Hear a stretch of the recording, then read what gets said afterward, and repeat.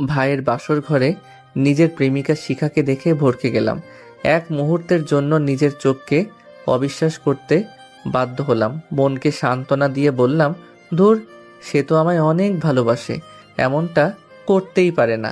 হাতের উল্টো পিঠ দিয়ে চোখ দুটো ডলে আবার ভালো করে তাকালাম, কিন্তু চেহারার কোনো পরিবর্তন আসলো না। বাড়ির সকলেই আমার দিকে ভয়ার্ত চাহনি নিক্ষেপ করেছে। রাগে আমার শরীর থরথর করে কাঁপছে। হঠাৎ গলা ফাটিয়ে গগন ফাটানো চিৎকার করে বললাম, এসব কি হচ্ছে এখানে? আমার চিৎকার শুনে বিছানায় বসে থাকা আমার প্রেমিকা ভয়ে কেঁপে ওঠে। কেউ কিছু বলার সাহস পাচ্ছে না। আমি সোজা ভাইয়ার কাছে গিয়ে তার কলার ধরলাম। এসব কি দেখছি আমি? তৎক্ষণাৎ সবাই এসে ভাইয়াকে আমার থেকে সরিয়ে নেয়। আমি আবারও চিৎকার করে বলতে শুরু করি, তোমরা জানতে না শিখাকে আমি ভালোবাসি? ও আমার গার্লফ্রেন্ড ছিল, তারপরও এই কাজটা তোমরা কিভাবে করতে পারলে? কারণ আমি তোমাকে ভালোবাসিনি। পিছন থেকে শিখার বাক্যটি শুনে আশ্চর্য হয়ে গেলাম। 2.5 বছরের সম্পর্ক আমাদের, আর সে এত সহজেই বলে দিল আমি তোমাকে ভালোবাসিনি। তাহলে কি এতদিন সব তোমার অভিনয় ছিল? হ্যাঁ। অবাক করার বিষয় হলো, শিখার মুখে অনুশোচনার কোনো ছাপ নেই পর্যন্ত। আমি দিক বিদিক হারিয়ে শরীরের সর্বশক্তি দিয়ে শিখার গালে থাপ্পড় বসিয়ে দেই। এতে সে বসা থেকে শুয়ে পড়ে। এটা দেখে ভাইয়া আমাকে এলোপাথারি মারতে শুরু করে, সাথে লাথি তো আছেই। এখন ভাইয়াকে কেউ আটকাচ্ছে না। এরপর বাবা এসে থাপ্পড় মেরে বলল, তুই এতটা বিগড়ে যাবি তা কখনো ভাবিনি। নিজের ভাবির গায়ে হাত তুলিস, ছি, ভাবতেই ঘৃণা হচ্ছে তোর প্রতি। চোখের সামনে থেকে চলে যা। ভাইয়ার ঘর ত্যাগ করার পূর্বে শিখাকে উদ্দেশ্য করে বললাম, যেখানে নিজের পরিবার আমার মন বুঝলো না, যেখানে 1000 টাকা দিয়ে কাপড় কিনে রঙের গ্যারান্টি পাই না, আর তোকে ফ্রিতে পেয়েছিলাম, সেখানে রং বদলানোটা খুব কঠিন কিছু নয়। সময় একদিন ঠিকই এর বিচার করবে। পৃথিবীতে সব কিছু বেইমানি করলেও সময় কখনো বেইমানি করে না। এক মুহূর্ত দেরি না করে নিজের ঘরে চলে আসলাম। ঘরে এসে বিছানায় শরীরটা এলিয়ে দিয়ে সিগারেটে আগুন জ্বালিয়ে ঠোঁটে দিয়ে লম্বা একটা টান দিয়ে ভাবনার জগতে ডুব দিলাম। একটা মানুষ কিভাবে এতটা পরিবর্তন হতে পারে সেটা ভাবলেই মনটা কেমন যেন ছন্নছাড়া হয়ে যায়। 2.5 বছরের সম্পর্ককে সে কয়েকদিনেই ভুলে গেল। পুরনো দিনের কথাগুলো ভাবলেই ঠোঁটের কোণে হাসি চলে আসে। একটা সময় ছিল যখন শিখা আমার জন্য পাগল প্রায়। যে মানুষটা আমাকে ছাড়া এক মুহূর্ত থাকতে পারতো না, আজ সেই মানুষটাই আমাকে বলছে কিনা সে আমাকে ভালোবাসে না। আজ খুব করে মনে পড়ছে তার মিষ্টি মিষ্টি আবদারগুলো। রাত 2টোর সময় আমি যখন গভীর ঘুমে আচ্ছন্ন থাকতাম, তখন সে ফোন দিয়ে বলতো, মুগ্ধ, আমার খুব আইসক্রিম খেতে ইচ্ছে করছে, একটু এনে দাও না। তার সেই মিষ্টি সুরের আবদারগুলো আমি এড়িয়ে যেতে পারতাম না। এত রাতে সারাটা শহর ঘুরে হলেও তার জন্য আইসক্রিম কিংবা চকলেট নিয়ে যেতাম। সে যখন অসুস্থ থাকতো, গভীর রাতে গাছ বেয়ে উঠে তার বেলকনি দিয়ে তার ঘরে গিয়ে মাথায় হাত বুলিয়ে দিতাম। যখন সে বলতো আমার মন খারাপ, তখন ছুটে যেতাম তার কাছে রাতভর গল্প করতে। তাকে হারানোর ভয় যখন আমাকে এতটাই ভাবাতো, তখন সে আমাকে বলতো, তুমি একদম চিন্তা করো না, আমি তোমাকে ছাড়া কোথাও যাব না।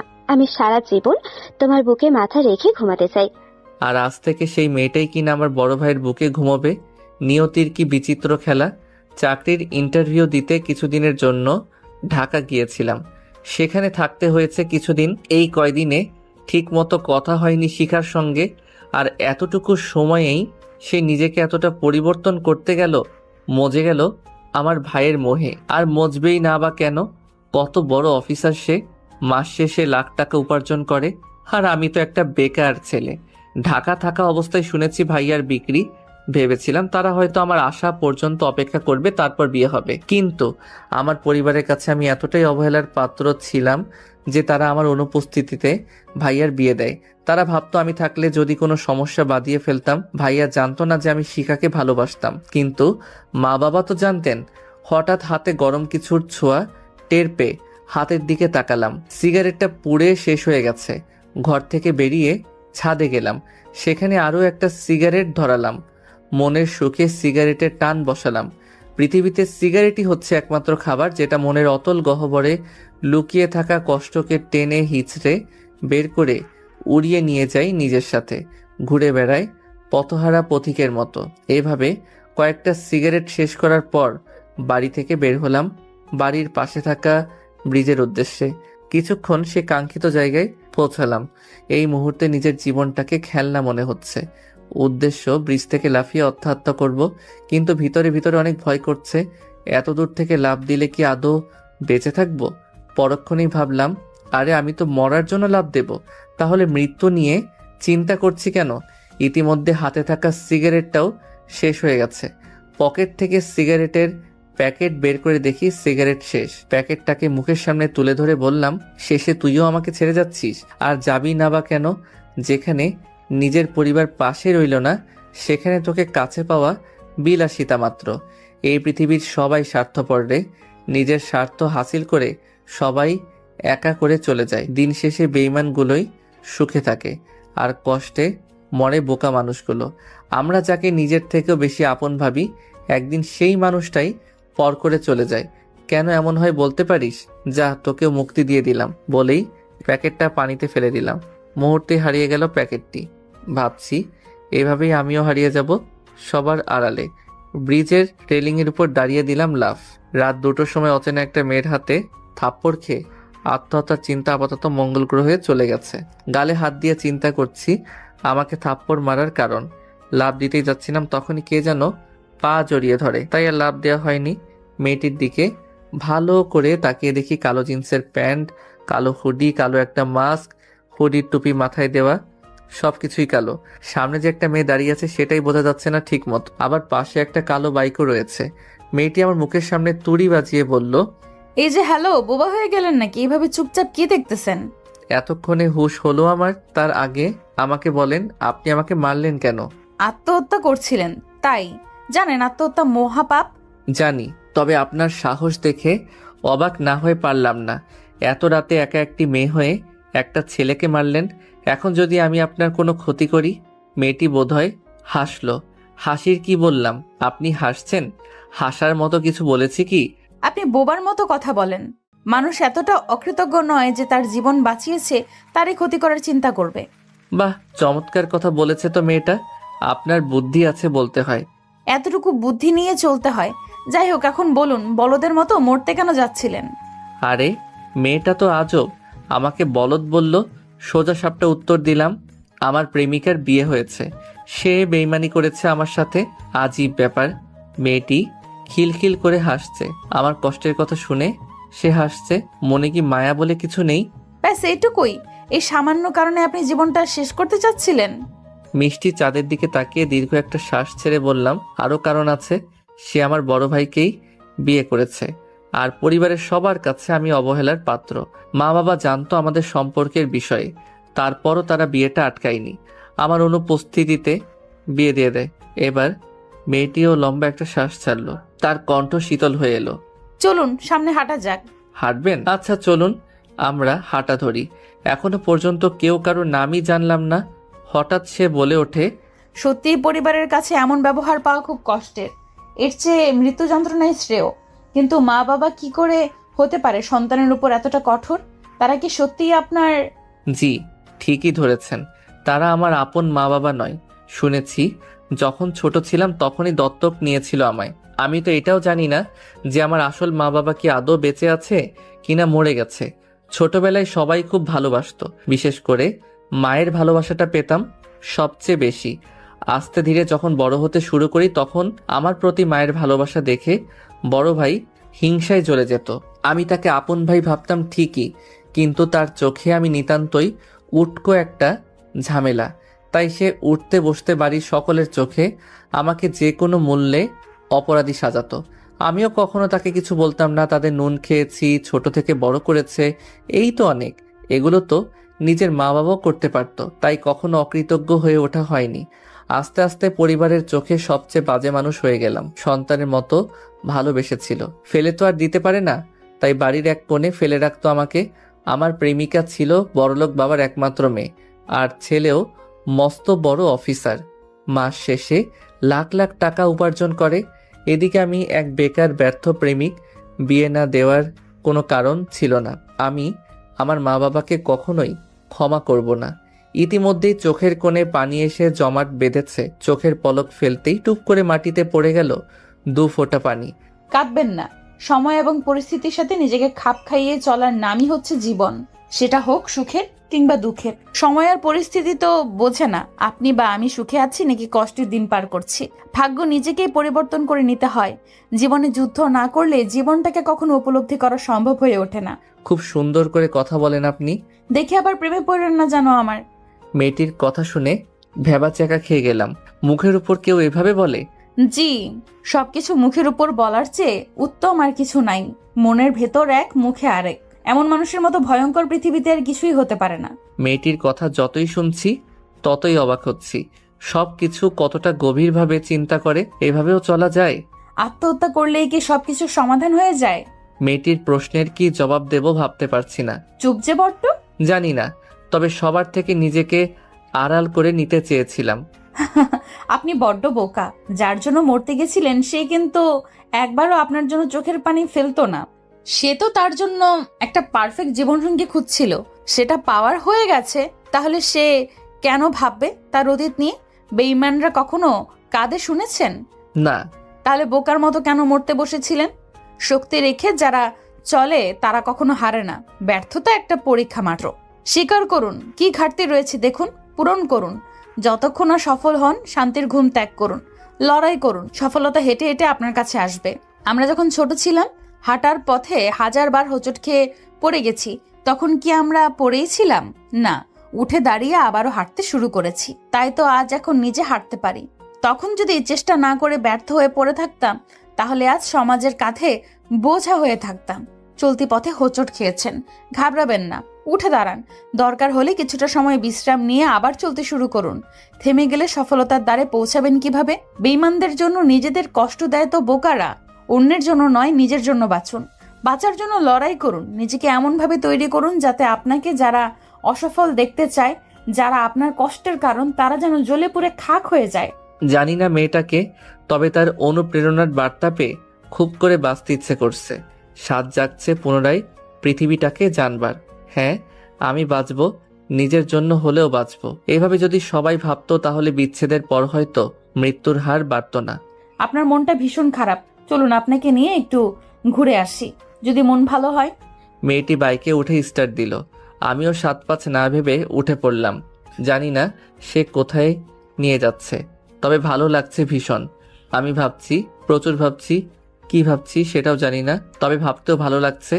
অগোছালো চিন্তাগুলোকে গুছিয়ে নিলাম খানিকক্ষণের মধ্যেই। হঠাৎ সে বাইক থামায়। ঝাঁকুনি খেয়ে ভাবনা থেকে বেরিয়ে এলাম। সামনে একটা ছোট্ট চায়ের দোকান। দুজনে নেমে দোকানের টঙে বসলাম। চাচা, কড়াক করে 2 কাপ চা দাও তো। তোমরা বইসা পড়ো, আমি দিতাছি। তাদের কথোপকথন শুনে বোঝার অবকাশ থাকে না তারা পূর্ব পরিচিত। দোকানদার চাচার চুল দাড়ি সব পেকে গেছে। সেও হয়তো দুনিয়ার বুকে এক যাযাবর। ঘরে বউ নাই, থাকলে কি আর এত রাতে দোকান খুলে বসতো? চাচার চা খেয়ে মুডটা ফ্রেশ হয়ে গেল। চাচা, চাটা কিন্তু অনেক সুন্দর হয়েছে। ঘটা করে কথাটি বললাম চাচাকে। হ্যাঁ তাই তো, প্রতি রাতে এখানে এসে চা খেয়ে যাই। এখন চায়ের টাকাটা দিন। মেয়েটির কথা শুনে আহম্মক হয়ে গেলাম। নিজে নিয়ে এসে চা খাইয়ে টাকা দিতে বলে। এত অবাক হওয়ার কিছু নেই। ভাবছেন আমি নিয়ে এসে টাকা কেন দিতে বলছি? ভেবে লাভ নেই, কারণ একটা ছেলের সামনে একটা মেয়ে বিল দেবে, এটা ছেলেটার জন্য সম্মানহানি থেকে কম না।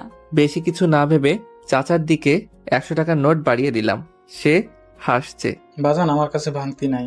বাকিটা দিতে হবে না চাচা, রেখে দিন। আবার হাঁটা ধরি। আচ্ছা, আমি না হয় প্রেমে ছ্যাঁকা খেয়ে ব্যর্থ হয়ে মরতে এসেছিলাম, কিন্তু আপনি এত রাতে বাইরে কি করেন? মেয়েটি মুহূর্তের মধ্যেই উত্তর দিল। ওই যে নিজের জন্য বাঁচতে, সুখের খোঁজে ছুটে চলা এক গন্তব্যহীন পাখি আমি। মানে ঠিক বুঝলাম না। ছোটবেলায় মাকে হারাই, তারপর বাবা আমার দেখাশোনার জন্য একটা বিয়ে করে, কিন্তু সৎ মায়ের চোখে আমি সতই রয়ে গেলাম। বাবা রগচরে আমার উপর অত্যাচার করত। বড় হওয়ার সাথে সাথে নিজেকে পরিবর্তন করে নিলাম। আপনার মতোই আমার জীবনটা। এখন আমিও আপনার মতো বাবার চোখে বাজে মেয়ে। তাদের কথা রাত বেরোতে ঘুরে বেড়াই, কোথায় না কোথায় নষ্টামি করি, তাই সারাদিন বাইরে ঘুরে বেড়াই। বাড়িতে গেলেই হাজারো প্যানপ্যানানি সহ্য করতে হয়, তাই শেষ রাতে বাড়ি ফেরা হয়। আমার সঙ্গী ওই বাইকটাই। যার মা নেই সেই বুঝে মা না থাকার কষ্ট। আল্লাহ পৃথিবীর সকল মাকে 1000 বছর বেঁচে থাকার তৌফিক দান করুন, আমিন। মেয়েটি আমাকে বাড়ির সামনে এসে নামিয়ে দিল। আজ সে আমাকে না বাঁচালে পৃথিবীর স্বাদটা হয়তো পেতামই না। এটাই তার জীবন্ত উদাহরণ হয়ে থাকবে আমার মনে। আপনার সাথে দেখা হয়ে অনেক ভালো লাগলো। মেয়েটি মিষ্টি একটা হাসি দিয়ে বলল, ভালো থাকবেন আর নিজের খেয়াল রাখবেন। আজ আসি। এই বলে স্টার্ট দিল। আমি পিছু ডাক দিলাম। আমি মুগ্ধ। আপনি? সে একটু জোরেই বলল, উপমা হাসান রুহি। বলেই টান দিয়ে চলে গেল। বাহ, চমৎকার নাম, উপমা হাসান রুহি। কি মিষ্টি লাগে শুনতে। যেমন মিষ্টি মনের মানুষ তেমনি মিষ্টি তার নাম। সকালে শিখাকে উদ্দেশ্য করে বললাম, ভাবি আমাকে নাস্তা দাও, খুব ক্ষুধা পেয়েছে। বাক্যটি শুনে টেবিলে বসে থাকা সকলের চোখ ডিমের মতো বড় হয়ে গেছে। এক রাতেই গার্লফ্রেন্ডকে এত সহজে ভুলে গেল কি করে?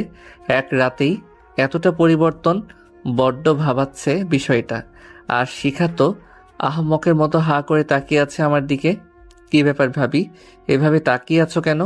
আর তোমরা সকলে আমাকে এভাবে দেখছো কেন? আগে দেখোনি আমাকে?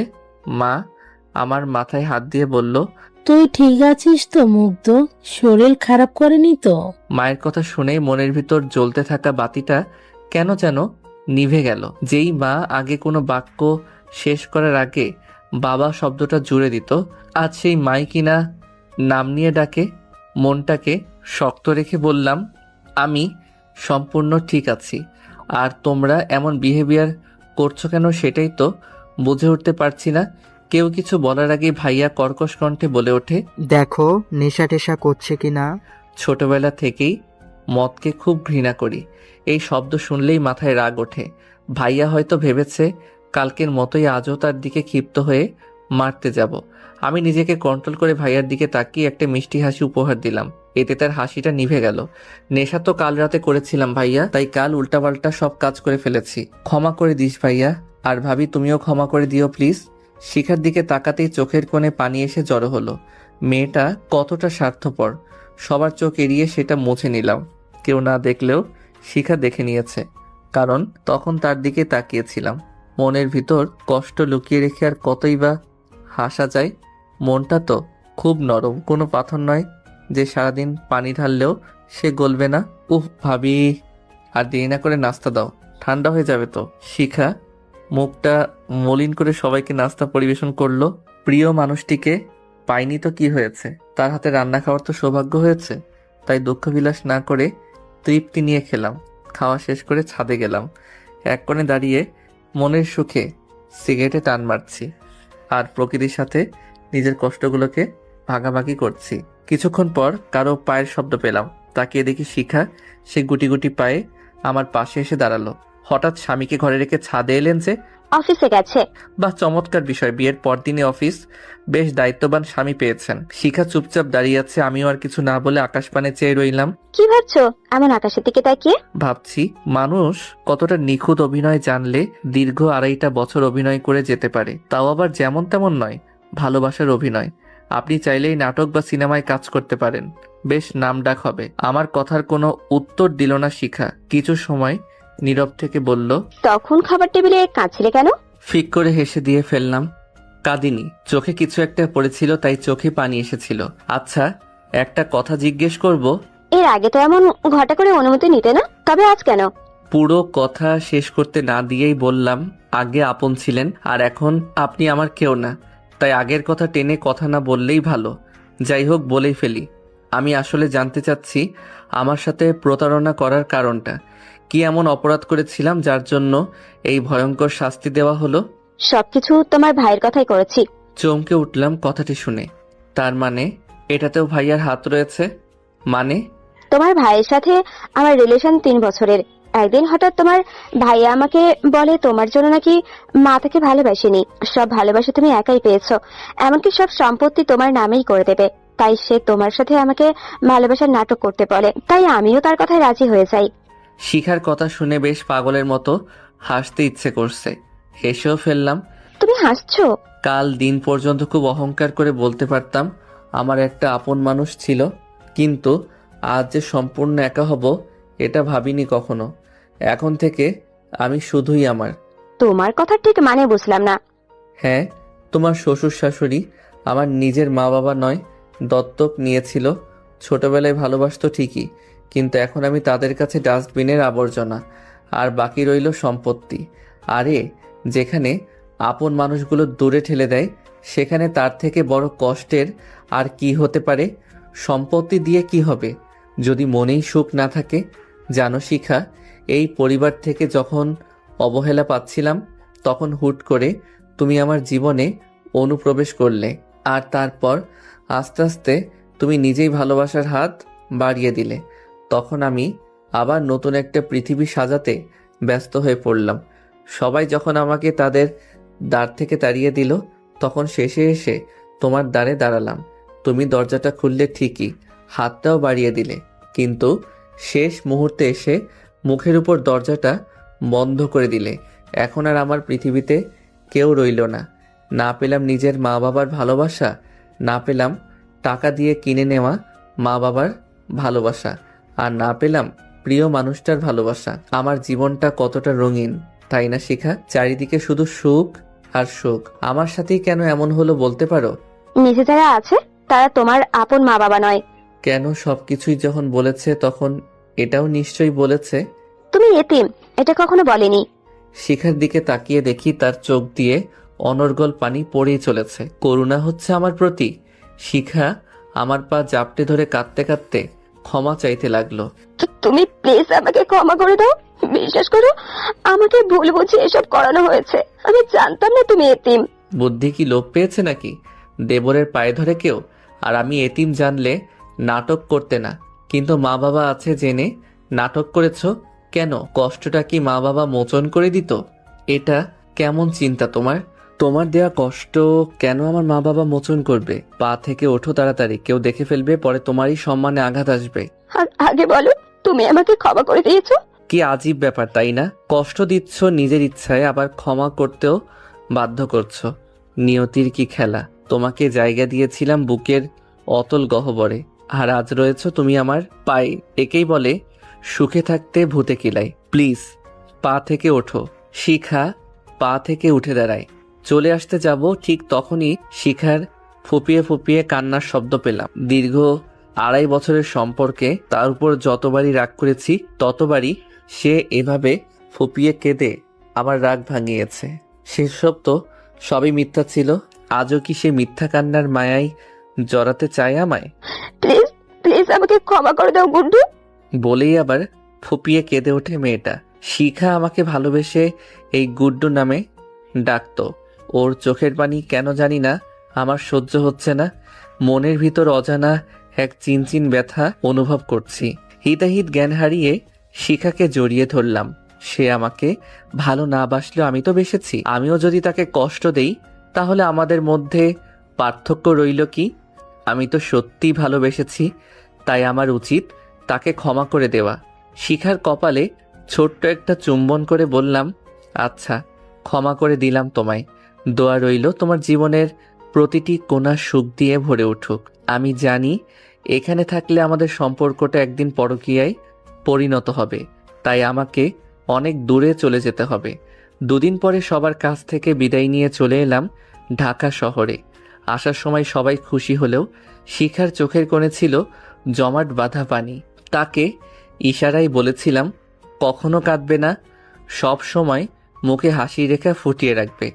তোমাকে হাসিতেই মানায়। তুমি হচ্ছ একটি গোলাপ গাছ, আর সেই গাছে ফুল ফোটা আবশ্যক। আজ 3 বছর পর আবার নিজ শহরে পা রাখছি। পরনে পুলিশের উর্দি। পদবিটা পেয়েছি ওসি সাহেবের। নিজের শহরে পা রাখতেই পুরনো দিনের কথাগুলো লাফিয়ে উঠল মাথায়।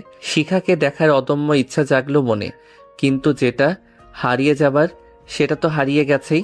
তাই নিজের ইচ্ছেটাকে মাটি চাপা দিয়ে থানায় চলে গেলাম। সবাই খুব সুন্দর করে সম্মান জানালো আমাকে। আমার আসন দেখিয়ে দেওয়া হলো। আমি আরামসে সেখানে বসলাম। কিছুক্ষণ পর একটা মেয়ের কণ্ঠ শুনে মাথা তুলে তাকালাম। মেয়েটি আমাকে দেখে অবাক হয়েছে মনে হলো। নেম প্লেটে লেখা উপমা। নামটা দেখে আমিও ভড়কে গেলাম। এটা কি সেই উপমা, যেই উপমাকে আমি অনেক দিন যাবৎ খুঁজছি? পরক্ষণেই ভাবলাম, আরে ধুর, এটা তো কখনোই হতে পারে না, কারণ যে উপমা আমাকে বাঁচিয়েছে সে একটু মোটা ছিল, কিন্তু এই মেয়েটা তো একেবারেই চিকন। স্যার, আমি উপমা, এই থানার এসআই। আপনার জন্যই আমার ডিউটি দেওয়া হয়েছে। কেটে গেল 1 মাস। এই 1 মাসে কত শতবার যে তাকে খুঁজেছি। হ্যাঁ, মনে পড়েছে। সে বলেছিল সে প্রতিদিন রাতে ওই চাওয়ালা চাচার দোকানে গিয়ে চা খায়। একবার সেখানে গিয়ে খোঁজ করলে মন্দ হয় না। গেলাম রাত 2টোর সময়, কিন্তু হতাশ হওয়া ছাড়া উপায় ছিল না। দোকান খোলা ছিল ঠিকই, কিন্তু উপমা নেই। আশেপাশে তাকিয়েও লাভের লাভ কিছু হলো না। চাচার কাছে 1 কাপ চা চাইলাম। চাচা সাধারণভাবে তাকায় আমার দিকে। হয়তো চিনতে পারিনি। একদিনের দেখাই কি আর এতদিন মনে থাকে? তার তো বয়স হয়েছে। চা খেতে খেতে চাচাকে জিজ্ঞেস করলাম, চাচা, ওই মেয়েটা কি এখন আর এখানে আসে না? চাচা হয়তো আমার কথা বুঝতে পারিনি। কার কথা কও বাজান? আরে, যেই মেয়েটা প্রতিদিন রাত 2টোর সময় এখানে এসে চা খেত, সাথে কালো বাইক নিয়ে আসে। কথাটা শুনে চাচার মনটা খারাপ হলো মনে হচ্ছে। কি হলো চাচা, আপনি মন খারাপ করলেন কেন? বাজান, মায়েরা আহে না অনেকদিন, খুব দেখবার মনে চায়। বাপের মতো ভালোবাসতো আমারে। বলেই চোখ দিয়ে 2 ফোঁটা পানি গড়িয়ে পড়ল। চাচার কাঁধে হাত রেখে বললাম, মন খারাপ করবেন না চাচা, সে একদিন আসবেই। মেয়ে কি কখনো তার বাবাকে ছেড়ে যেতে পারে? চিন্তা করবেন না, আর আমার জন্য দোয়া করবেন। আমি যেন তাকে খুঁজে পাই। চাচার বিল দিয়ে চলে আসি। সকালে ঘুম থেকে উঠে পার্কে গিয়ে একটু শরীরচর্চা করলাম। তারপর বাসার দিকে রওনা হলাম। বাসার সামনে এসেই আমি অবাক। উপমা গেটের ভিতরে। আরে মিস উপমা, আপনি এখানে কি করছেন? স্যার, কালকেই শিফট হয়েছে এখানে। কেটে গেল আরও কয়েকদিন। একদিন রাতে উপমা এবং আমি একসাথে ডিউটি শেষ করে বাসায় ফিরছিলাম। হঠাৎ মনে হলো সেই ব্রিজের কথা। ইচ্ছে হলো সেখানে যেতে, তাই 7-5 না ভেবে গেলাম সেখানে। এই কি স্যার, এখানে নিয়ে এলেন যে? একজনকে খুঁজতে। খুঁজে পেলেন? উপমার কথাগুলো বড় অদ্ভুত। কেন যেন মনে হয় জেনেও না জানার ভান করে, যে ছুটে বেড়ায়, শুধু ধরা দিতেই চায় না। আচ্ছা স্যার, একটা প্রশ্ন করব। হ্যাঁ করুন। আপনি কি বিবাহিত? একটা মুচকি হেসে জবাব দিলাম। আমার কথা শুনে মেয়েটি মনে হয় খুশি হলো। সে আবারও প্রশ্ন করে, কাউকে ভালোবাসেন? তার কথা শুনে মনটা কেমন যেন খারাপ হয়ে গেল। মনে পড়ল পুরনো দিনের সেই স্মৃতিগুলো। একটা দীর্ঘশ্বাস ছেড়ে বললাম, একজনকে ভালোবাসতাম, কিন্তু সে আমাকে ছেড়ে চলে গেছে তার সুখের ঠিকানায়, যেখানে গেলে সে ভালো থাকবে। এখন আর কাউকে ভালোবাসেন না? সেদিকে আর পা বাড়ানো হয়নি, তবে একজনকে খুব করে অনুভব করি। অদ্ভুত বিষয় হলো সেই মেয়েটির নামও উপমা। আপনার এক্স কি খুব ভালোবাসতেন? বাদ দিন না, সে সুখে আছে, এই তো অনেক। আমার ভালোবাসা পূর্ণতা পায়নি তো কি হয়েছে? সে সুখী হলেই হলো। তাকে তো আমি আমার সাথে সুখী দেখতে চেয়েছিলাম, আর সে সুখেই আছে। শুধু মানুষটাই আলাদা, এতে ক্ষতির কি? আমার কথা শুনে মেয়েটি একটা লম্বা শ্বাস ছাড়ল। তারপর আবার কি হলো? উপমা হেসে দেয়। ভাবছি স্যার। কি ভাবছেন? আপনি মানুষটা বড় অদ্ভুত। সাধারণ মানুষ তার প্রেমিক বা প্রেমিকাকে হারালে বা ছেড়ে গেলে অনেক অভিশাপ দেয়, কিন্তু আপনি পুরোই তার উল্টো। হা হা হা, বাদ দিন। আর একটা কথা বলি, এটা থানা নয় যে বারবার অনুমতি নিতে হবে। সেটা বললেই হয়। এত ঝাঁজ দিয়ে কথা বলেন কেন? আরে উপমা আমার সাথে রেগে কথা বলছে, সাহস তো কম নয়। আপনার সাহস তো কম নয়, আমার সাথে রেগে কথা বলেন। এত বড় সাহস কে দিল আপনাকে? উপমা তার মুখটা একদম আমার কাছে এনে বলে, এটা থানা নয় যে আপনাকে ভয় পেয়ে কথা বলবো। বাপরে, মেয়ে তো একেবারে আগুন। এসআই হয়ে ওসিকে ফাপড় দেয়, আমার নাম থাকলো। যাই হোক, বলে ফেলি, আপনি যাকে অনুভব করেন তাকে যদি খুঁজে পান তাহলে কি করবেন? একেবারে বিয়ে, যদি সে রাজি হয়।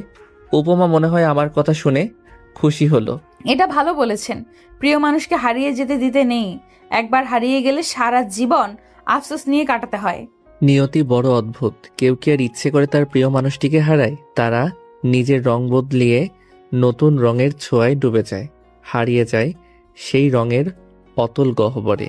জীবনটাই কেটে গেল কষ্টের সাগরে ভেসে। সব সয়ে গেছে। কষ্ট পাবেন না। জীবন এমন এক মুহূর্ত আসবে, তখন শুধু সুখ আর সুখ। দেখবেন একদিন সুখের রাজ্যে ভাসছেন, কারণ দুঃখের পরেই আসে সুখ। দুঃখ তো একটা পরীক্ষা মাত্র। আপনার কথাগুলো খুব পরিচিত মনে হচ্ছে। হতেও পারে। আচ্ছা, সেই মেয়েটা যদি দেখতে কুৎসিত হয়, তবুও তাকে বিয়ে করবেন? চেহারা দিয়ে আর কি করব?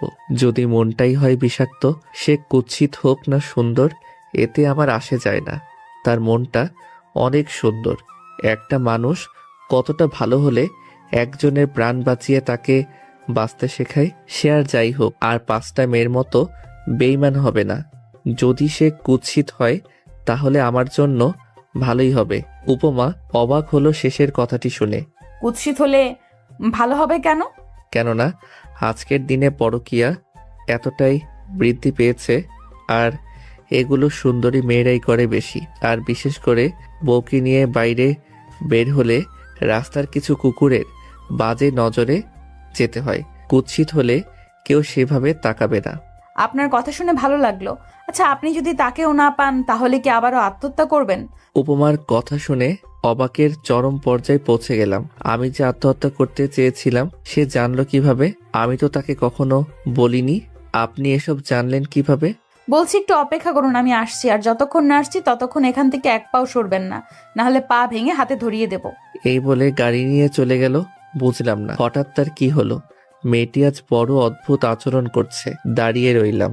কিছুক্ষণ পর বাইকের শব্দ শুনলাম। পিছনে তাকিয়ে দেখি সেই পুরনো দিনের মেয়েটি। কালো হুডি পরা, কালো মাস্ক, হুডির টুপি মাথায় দেওয়া, কালো বাইক। সে এসে আমার সামনে দাঁড়ালো। আমি শুধু নির্বাক হয়ে তাকিয়ে রইলাম। স্বপ্ন দেখছি না তো? আমার সামনে দাঁড়িয়ে আছে পুরনো সেই উপমা, যার জন্য আজ আমি বেঁচে রয়েছি। বেঁচে থাকতে তার সাথে আবার দেখা হবে ভাবতে পারিনি কখনো। আমি তাকে দেখাতে বিভোর হয়ে আছি। কখন যে সে সামনে এসে দাঁড়িয়েছে বুঝতেই পারিনি। এই যে মিস্টার কাবলাকান্ত, কি দেখছেন এভাবে? যেদিনই আপনার সামনে এসে দাঁড়াই সেদিনই এভাবে তাকিয়ে থাকেন। কি ঘটনা বলুন তো? ভালো টালো বাসেন নাকি? আমি তার প্রশ্নের কোনো জবাব না দিয়ে উল্টো প্রশ্ন করলাম, এতদিন কোথায় ছিলেন জানেন? পাগলের মতো খুঁজছিলাম আপনাকে, শুধু একবার দেখব বলে। একটা অচেনা অজানা মেয়েকে খুঁজছেন, তাও আবার পাগলের মতো? কেন? জানি না কেন, তবে আপনাকে দেখার জন্য মনটা আমার দেউলিয়া হয়ে গেছে। আপনাকে প্রতিদিন এই ব্রিজ এবং চাচার দোকানে খুঁজি, কিন্তু কখনো পাইনি। কিন্তু আজ আপনি আমার সামনে, সবকিছু কেমন যেন স্বপ্নের মতো লাগছে আমার। স্বপ্ন দেখতে হবে না, আমি বাস্তবেই আপনার সামনে দাঁড়িয়ে আছি। বলেন তো, আমাকে কেন খুঁজছিলেন পাগলের মতো? হাত দুটো মুঠো করে ব্রিজের রেলিংয়ের উপর রেখে আকাশ পানে তাকালাম। আমি জানি না কেন খুঁজছিলাম আপনাকে, তবে খুব করে খুঁজছিলাম। আপনাকে খুঁজতে আমার ভালো লাগে। কারণটা কি শুধুই ভালো লাগার? মেয়েটির দিকে একবার তাকিয়ে আবার চোখ ফিরিয়ে নিলাম। জানা নেই। আচ্ছা আজ তাহলে আসি, বেঁচে থাকলে আবার দেখা হবে কোনোদিন। মেয়েটির যাওয়ার কথা শুনে হঠাৎ আমার হাসি মুখটা মলিন হয়ে গেল। এতদিন পর খুঁজে পেয়েও আবার হারিয়ে ফেলবো তাকে। সে চলে যাওয়ার জন্য পিছু ফিরে হাঁটা ধরল। শুনুন, পিছু ডাক শুনে আবার আমার কাছে চলে এলো। যাবেন না প্লিজ? সে চোখ দুটো ছোট ছোট করে বলল। থেকে যাওয়ার তো কারণ খুঁজে পাচ্ছি না। আমি উত্তেজিত হয়ে বলি, কারণ আছে। সে মাথা নাড়িয়ে বলে, কি? আমি একটা শুকনো ঢোক গিলে বললাম, আপনাকে আমি অনুভব করি সবসময়। বাক্যটি বলেই তার উল্টো হয়ে দাঁড়ালাম। কিছুটা সময় অতিবাহিত হওয়ার পরেও যখন কোনো সাড়া শব্দ পেলাম না, তখন পিছন ঘুরে তাকালাম, কিন্তু উপমা নেই। গেল কোথায়? তাহলে কি সে আমাকে আবার ছেড়ে গেল? আমার ভাগ্যটাই কি এমন? সুখ নামক শব্দটা আমার জন্য কি হারাম হয়ে গেছে? নিমেষে আমার মনটা খারাপ হয়ে গেল। কেন বারবার এমন হয় আমার সাথে? এই যে মিস্টার কাবলাকান্ত, পেছন ফিরে তাকান। পিছন থেকে কারো কথা শুনে চমকে উঠলাম। পিছনে তাকিয়ে দেখি উপমা ফুল হাতে নিয়ে হাঁটু গেড়ে বসে আছে। উপমার কাণ্ড দেখে আমি নির্বাক। এই কাজটা সবসময় ছেলেরা করে থাকে, কিন্তু এখানে উপমা নিজেই। উইল ইউ বি মাই সন্তানের বাবা? উপমার প্রপোজ দেখে আমি টাসকিত। এরকম প্রপোজও কেউ করে? বেশি ঢং না করে ফুলটা নাও। আমি তাড়াতাড়ি ফুলটা নিয়ে উপমাকে তুলে একটু কাছে নিয়ে আসলাম। আজ প্রথম তার হাত ছুঁয়ে দেখলাম। উপমা কিছু না বলে একদম আমার বুকে মাথা রাখলো। এই অনুভূতি ঠিক কতটা গভীর তা বলে বোঝাতে পারবো না। হৃদস্পন্দন একেবারে বেড়ে গেছে। কি হলো, তুমি জড়িয়ে ধরছো না কেন? তার অনুমতি পেয়ে আমিও পরম মমতায় তাকে জড়িয়ে ধরি। আচ্ছা, তুই জানতে আমি তোমাকে খুঁজছিলাম, আর এটাও জানতে তোমাকে খুব মিস করি। হ্যাঁ, সব জানি। কিন্তু কিভাবে? কখনো তো দেখাই হয়নি আমাদের। আমিও অনুভব করে নিয়েছি। উপমাকে বুক থেকে তুলে ওর কপালে একটা চুম্বন করলাম। তারপর নিজ হাতে ওর মাস্ক খুলতে লাগলাম, খুব আগ্রহ নিয়ে। হঠাৎ উপমা আমার হাতে হাত রাখে। কি হলো, আটকালে কেন?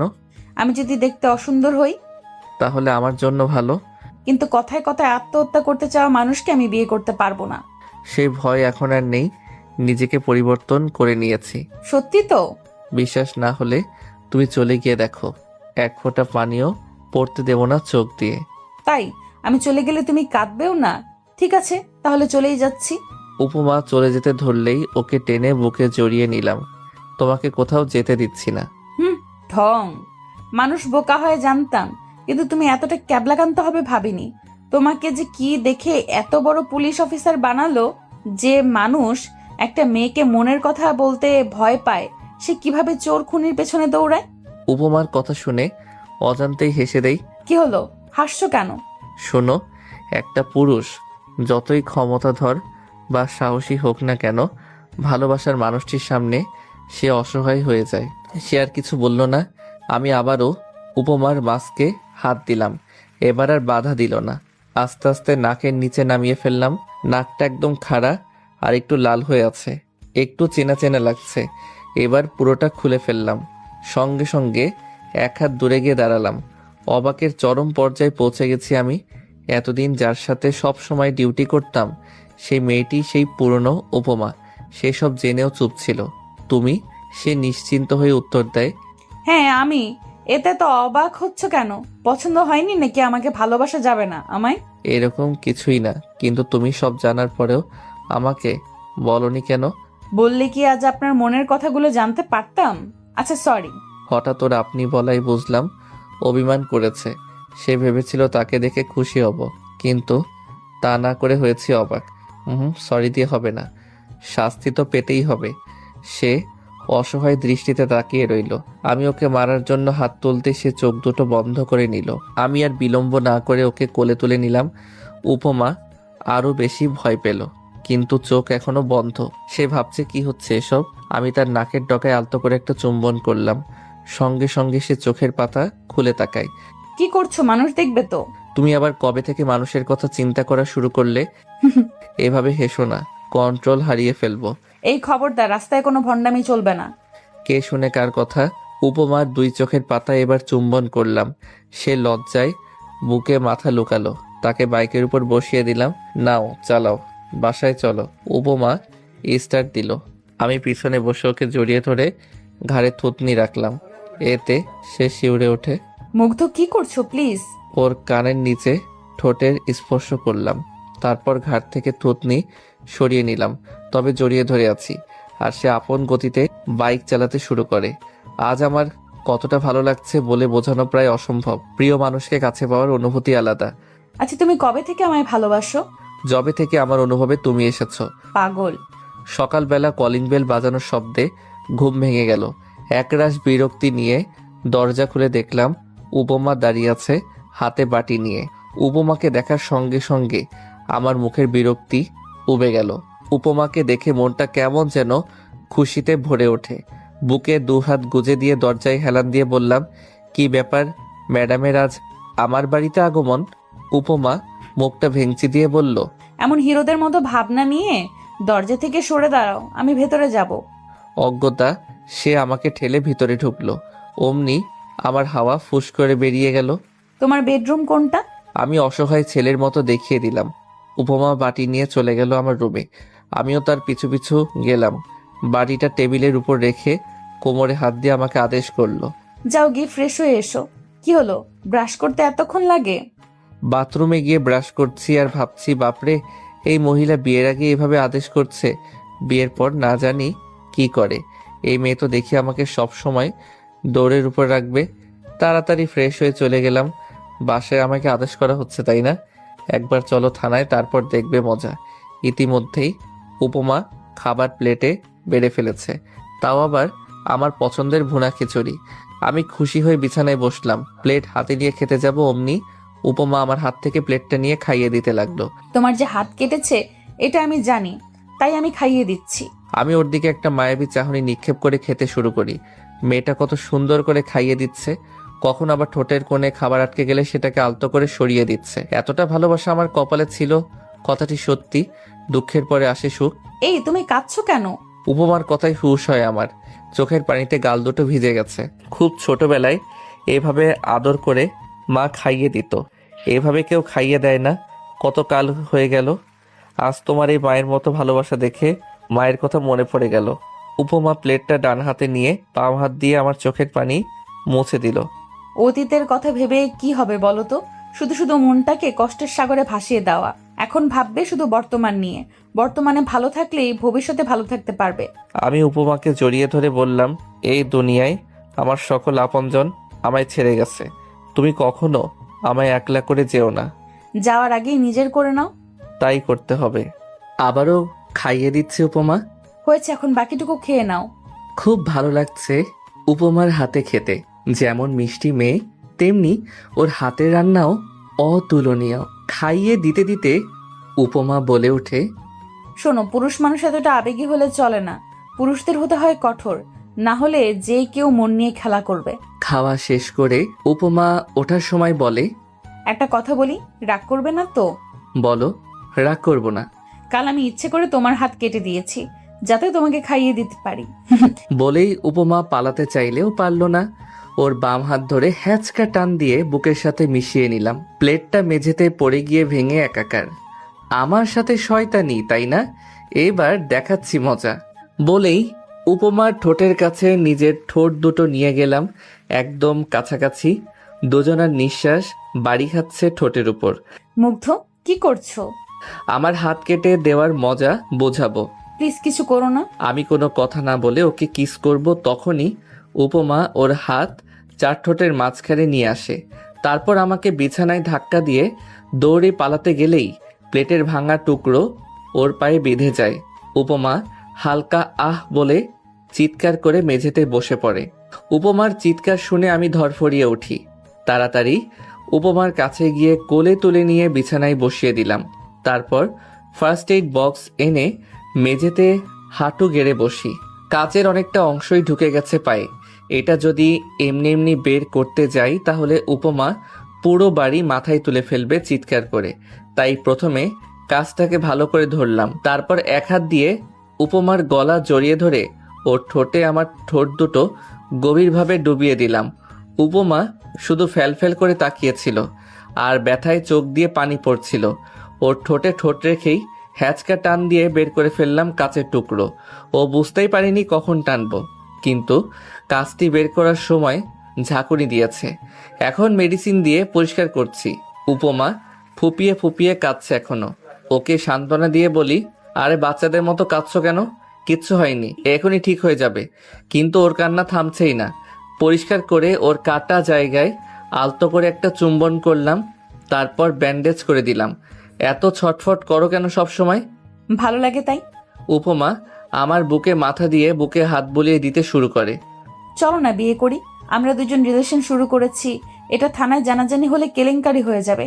তাই ভালো বিয়ে করে ফেলি। আর তুমি একটু বেশি রোমান্টিক হচ্ছ, খালি কিস করতে চাও। আমিও তাই ভাবছি। কিস করার জন্য হলেও একটা বউ চাই। উপমা আমার বুকে কিল ঘুষি মারে খানেক। দুদিন পরে থানার সবাইকে জানিয়ে দিলাম আমাদের বিয়ের সিদ্ধান্ত। সবাই মিষ্টি খেতে চাইলো। সবার সামনে যখন আমার আর উপমার বিয়ের কথা বলছিলাম তখন উপমা লজ্জায় সবার সামনে আমার বুকে মুখ লুকিয়েছিল। কিন্তু সে ভুলে গেছে সে আরো বেশি লজ্জায় পড়ার কাজ করলো। সামনে যে এসপি স্যার দাঁড়িয়ে আছে সেটা ও ভুলে গেছে। মেয়েরা এতটা লজ্জাবতী হয়। এখানে যে আমরাও আছি সেদিকে কি খেয়াল আছে? এসপি স্যারের বাক্যটি সুন্দর। উপমা আরো বেশি লজ্জা পেল। আমার আর বুঝতে বাকি রইল না আর কিছুক্ষণ থাকলে উপমা লজ্জার ঠেলায় জ্ঞান হারিয়ে ফেলবে।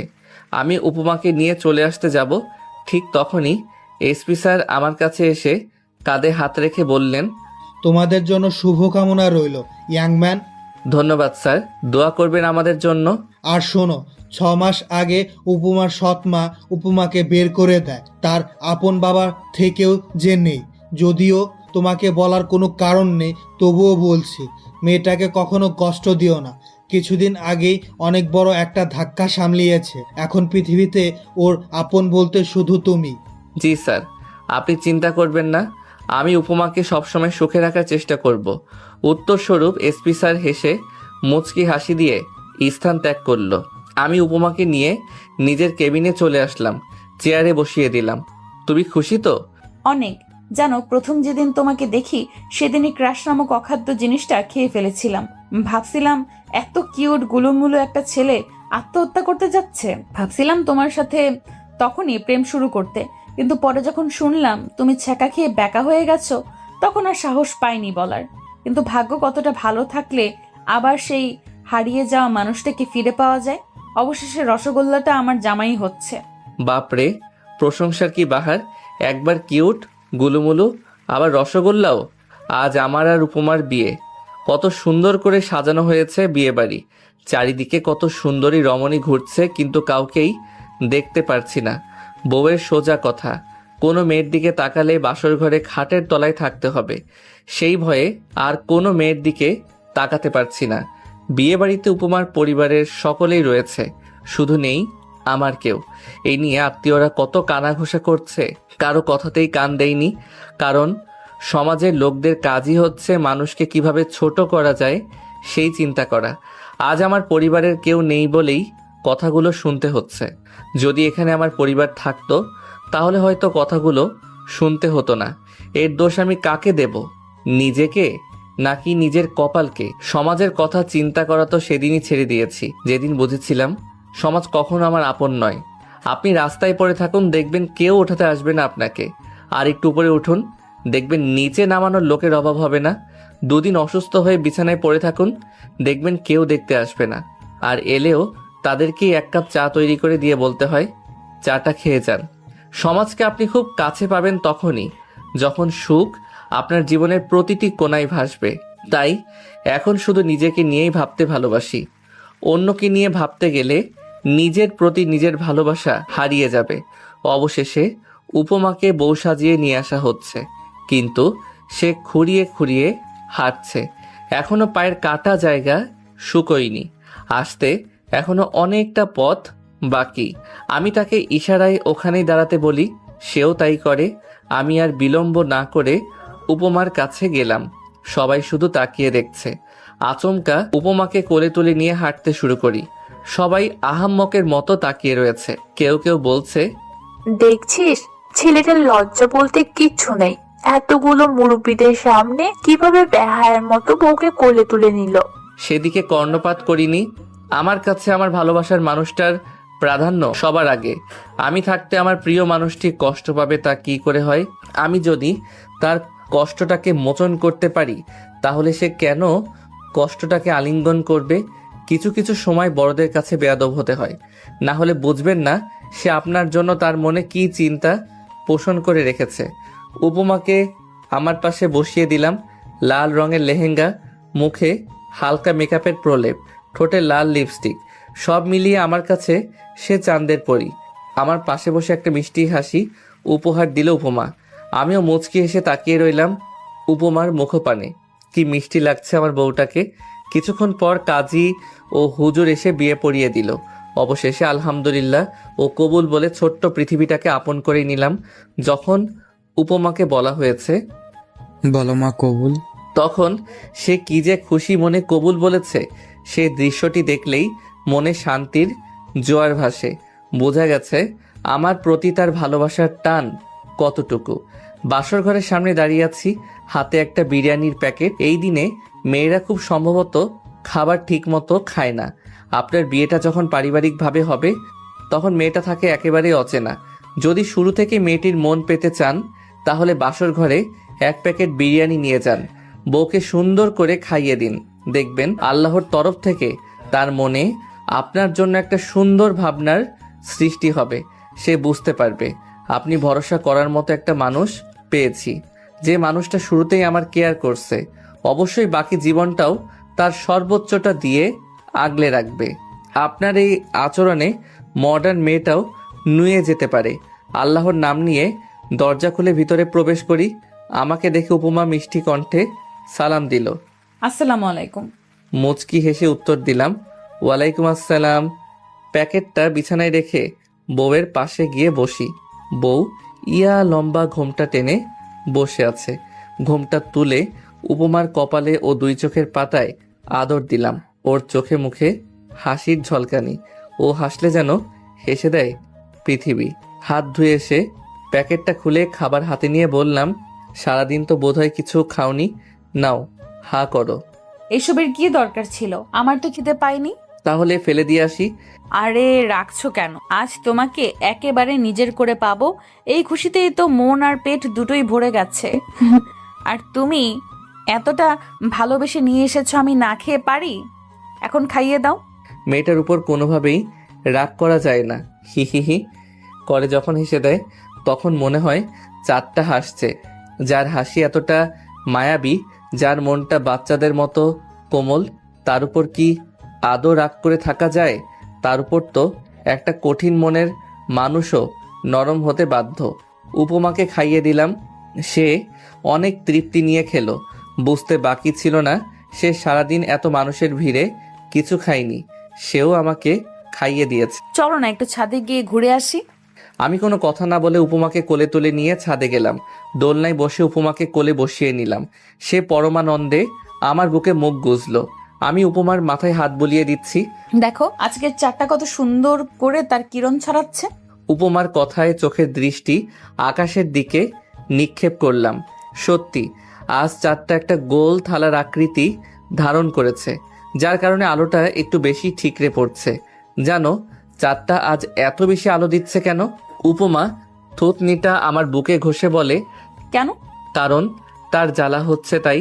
চাঁদটা আমায় অনেক ভালোবাসে, কিন্তু আমি তাকে প্রত্যাখ্যান করে আরেকটা চাঁদকে বিয়ে করেছি, তাই সে কষ্ট সইতে না পেরে জ্বলে পুড়ে খাক হয়ে যাচ্ছে। ইস, তুমিও না বাড়িয়ে বলো সব সময়। হা হা হা, লজ্জা পেয়েছে আমার বউরানীটা। বাড়িয়ে বলবো কেন? চাঁদ আমার চারিদিকটা আলোকিত করলেও আমার জীবনটা তো আলোকিত করতে পারিনি। কিন্তু উপমা হাসান রুহি নামক মিষ্টি মেয়েটা আমার জীবনকে আলোকিত করেছে। তাহলে তুমি বলো আমার কাছে কে বেশি দামি হবে? এই চলো না একটু হেঁটে আসি এই নিশিরাতের পিচ ঢালা রাস্তায়। হাঁটতে গেলে পায়ে ব্যথা হবে, তাই যখন সুস্থ হবে তখন তোমায় নিয়ে হাঁটবো। না না, আমার ব্যথা হবে না।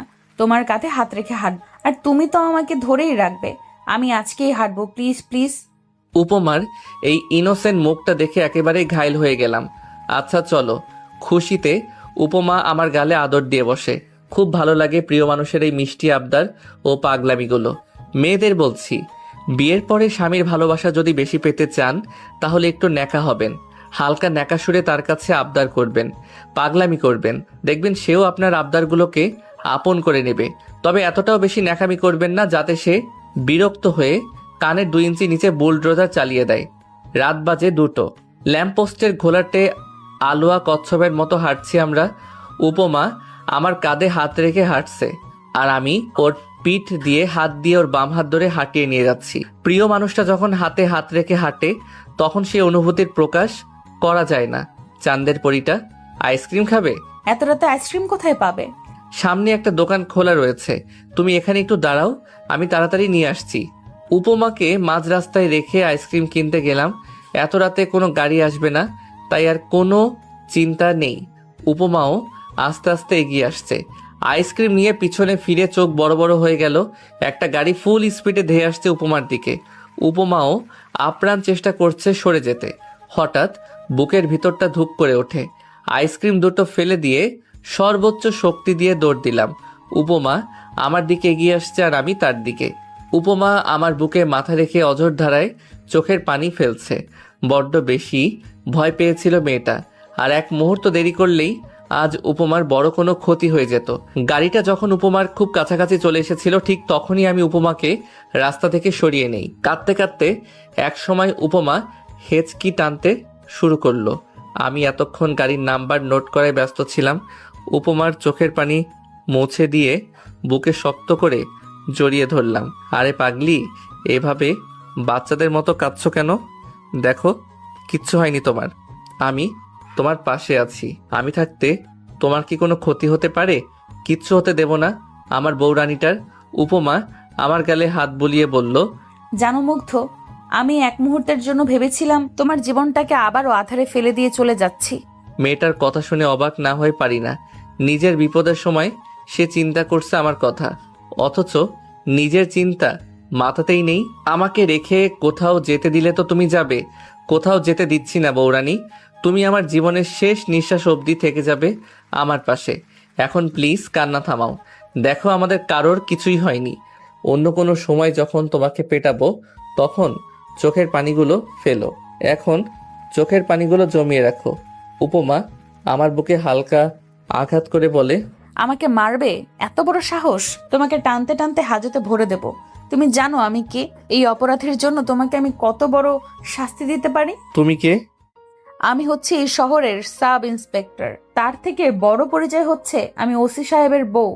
আমি 2 হাত দূরে সরে গেলাম, আকতির সুরে বললাম, ভুল হয়ে গেছে ম্যাডাম, আর এমন হবে না। আপনি আমায় ক্ষমা করে দিন, আর কখনোই সাহস দেখাবো না। উপমা আমার অভিনয় দেখে ফিক করে হেসে দেয়। খিলখিল করে হাসছে আমার বউরানীটা। কি যে ভালো লাগছে তার হাসিটা দেখতে। হয়েছে, এখন আমাকে কোলে নিয়ে বাসায় চলো, তাহলেই আর শাস্তি পেতে হবে না। অজ্ঞতা বউকে আবার কোলে নিয়ে হাঁটা ধরি বাসার পথে। বাসায় এসে দুজনে ফ্রেশ হয়ে বিছানায় বসলাম। পকেট থেকে ফোনটা বের করে কনস্টেবলকে কল করি। আসসালামু আলাইকুম স্যার। স্যার, এই সময় আমাকে কল দিলেন? ওয়ালাইকুম আসসালাম। তোমার একটা কাজ আছে, তোমাকে একটা গাড়ির নাম্বার দিচ্ছি, খোঁজ করে দেখো কার গাড়ি, আর দেখা পেলেই থানায় নিয়ে আসবে। ওকে, নাম্বারটা দিলাম। ঠিক আছে স্যার, আমি দেখছি। ফোনটা পাশে রেখে উপমার হাতটা আমার হাতের মুঠোয় নিয়ে ওর দিকে তাকালাম।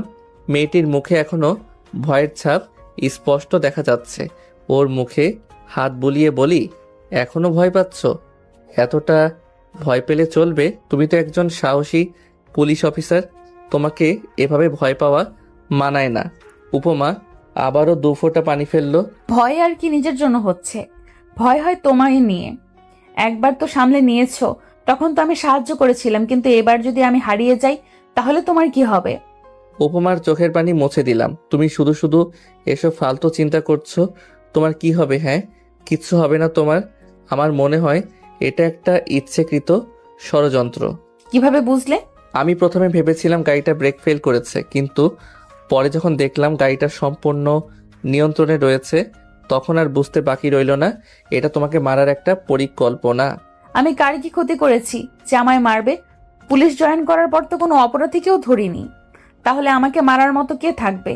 আমি যেটা আন্দাজ করছি, যদি সেটা হয় তাহলে একদম শেষ করে ফেলবো তাকে। কাকে শেষ করবা তুমি? বাদ দাও, এখন ঘুমাবে চলো। উপমা আহ্লাদি কণ্ঠে বলল। আজকে রাতে কেউ ঘুমায়? আমাকে আদর করবা না? উপমার কপাল থেকে কয়েকটা চুল সরিয়ে দিয়ে বললাম, আজ তোমার উপর অনেক ধকল গেছে, এখন একটু বিশ্রাম করো। আদর তো সারা জীবনই করতে পারবো।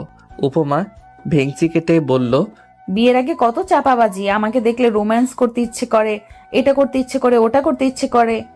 এখন নেতিয়ে পড়েছে। বাপরে, মেয়ে তো দেখি সাংঘাতিক। আমার পুরুষত্বের দিকে আঙুল তুলেছে, এটা তো মেনে নেওয়া যায় না। মুহূর্তের মধ্যেই উপমাকে বিছানায় চেপে ধরে ঠোঁটে মুখে ইচ্ছে মতো আদর করতে লাগলাম। তারপর দীর্ঘ সময় নিয়ে একটা ওয়ানডে ম্যাচ খেললাম। যা ডোজ দিয়েছি তাতে মনে হয় না উপমা বিছানা থেকে উঠে হাঁটতে পারবে।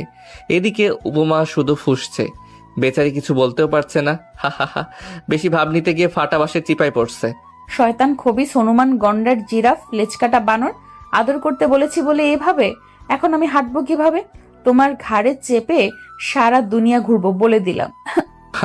ছেলেদের পুরুষত্বের দিকে আঙুল তুললে ছেলেরা এতটাই খেপে যায়। তোমাকে আমি পুলিশে দেব। এই মেয়ে কথায় কথায় শুধু পুলিশের ভয় দেখায়। ওর মাথার তার কি ঢিলে হয়ে গেছে? হয়েছে, এবার ঘুমাও, অনেক রাত হয়েছে।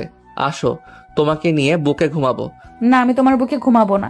বলেই উল্টো পাশ হয়ে শুয়ে পড়ে। ওকে ভয় না দেখালে হবে না। বলি, মনে কি ভয় ডর বলতে কিছু নেই? ওয়ানডে ম্যাচ খেললাম, এবার কিন্তু টেস্ট ম্যাচ খেলবো। বলতে দেরি, কিন্তু বুকে মুখ লুকাতে দেরি হলো না। পাগলিটার পাগলামি দেখতেই ভালো লাগে।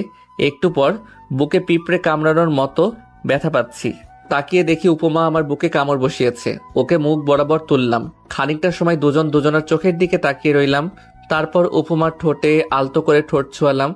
কিছুটা সময় অতিবাহিত হওয়ার পর বুকে শক্ত করে জড়িয়ে ধরে বললাম, এখন আর দুষ্টুমি নয় বৌরানী, এবার ঘুমাও, না হলে আমি রেগে যাব।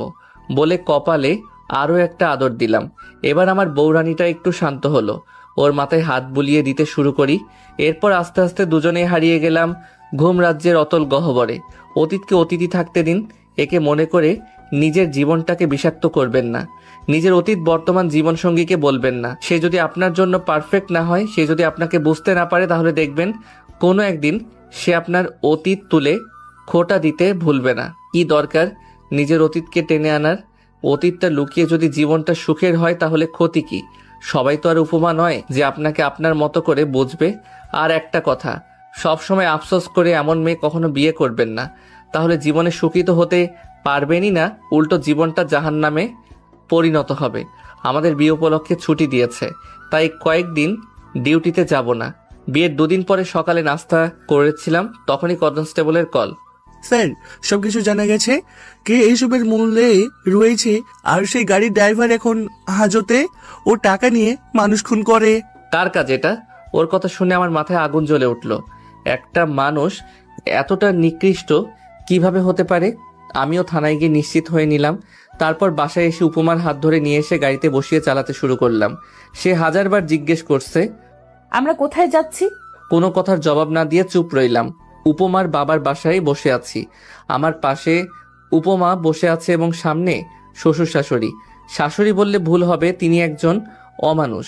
সবাই অধীর আগ্রহ নিয়ে বসে আছে আমি কিছু বলবো বলে।